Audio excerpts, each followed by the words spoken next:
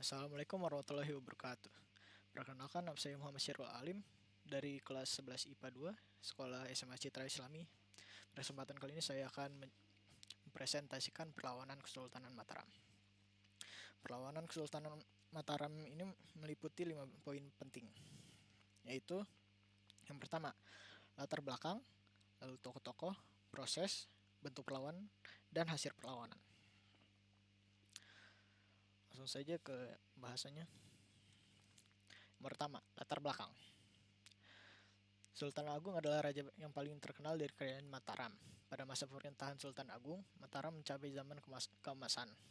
Cita-cita Sultan Agung antara lain: 1. Persatukan seluruh tanah Jawa. 2. Mengusir kekuasaan asing dari bumi Nusantara.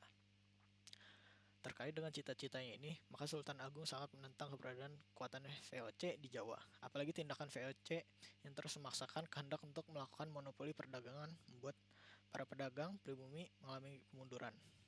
Kebijakan monopoli itu juga dapat membawa penderitaan rakyat. Oleh karena itu, Sultan Agung merencanakan serangan ke Batavia. 2. Tokoh. Raja Mataram yang paling gigih menyerang VOC di Batavia adalah Sultan Agung Hanyakarakusuma.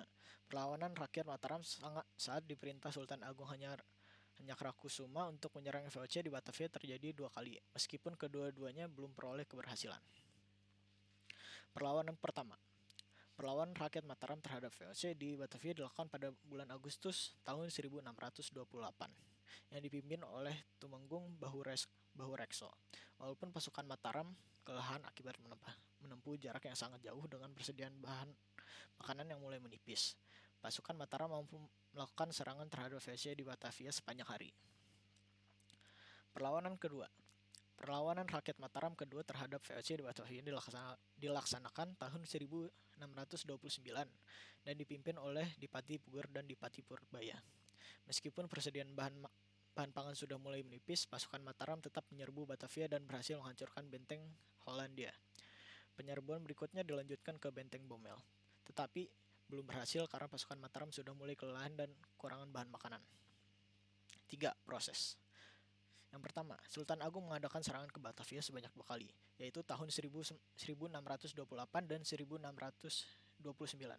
Serangan pertama pada tahun 1628 terbagi 2 gelombang.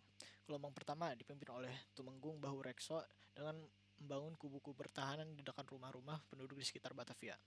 Kedua, namun tindakan tersebut diketahui oleh VOC sehingga VOC kemudian menyerang dan membakar kampung-kampung yang terdapat pasukan Mataram dan banyak jatuh korban di pihak Mataram, termasuk Tumenggung Bahurekso. Gelombang kedua dipimpin oleh Dipati Sonto, Suro Agul-Agul, dan Mendurejo. Strategi yang digunakan adalah membendung aliran sungai Ciliwung dengan harapan agar Batavia kekurangan air dan terjangkit wabah penyakit menular. Secara umum, serangan Sultan Agung yang pertama ini mengalami kegagalan. Pada tahun 1629, Mataram melakukan serangan untuk kedua kalinya di bawah pimpinan Dipati Puger dan Dipati Purabaya.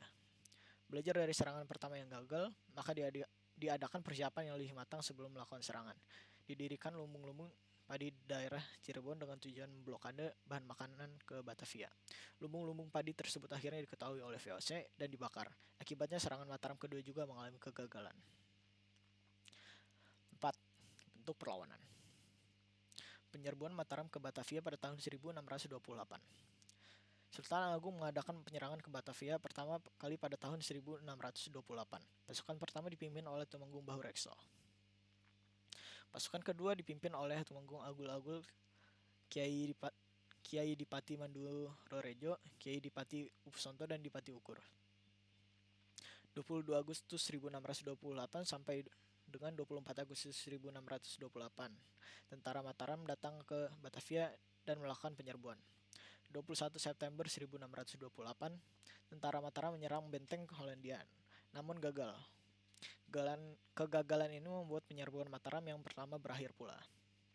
Penyerbuan Mataram ke Batavia pada tahun 1629. Meskipun Mataram tidak berhasil merebut benteng Batavia dan menundukkan kompeni pada tahun 1628, mereka tidak begitu saja menyerah. 1629, tentara Mataram berangkat lagi menuju Batavia dengan perlengkapan senjata api. Tentara Mataram berangkat ke Batavia mulai bulan Juni 1629 dan pada akhir bulan Agustus 1629 mereka sampai di Batavia. 21 September 1629 tentara Mataram menyerang benteng VOC. Mereka dibiarkan menembak benteng hingga persediaan mesiu habis. Pasukan Mataram menderita kelaparan. Setelah berusaha untuk menyerang selama kurang lebih 10 hari, pada akhir bulan September 1629 mereka mulai menarik diri. 5. Hasil perlawanan. Pada perlawanan pertama mengalami kegagalan. Mataram melakukan serangan untuk kedua kalinya di bawah pimpinan Dipati Puger dan Dipati Purabaya. Belajar dari serangan pertama yang gagal, maka diadakan persiapan yang lebih matang sebelum melakukan serangan. Didirikan lumbung-lumbung padi di daerah Cirebon dengan tujuan blokade bahan makanan ke Batavia. Lumbung-lumbung padi tersebut akhirnya ditafiul dan dibakar, akibatnya Mataram juga mengalami kegagalan.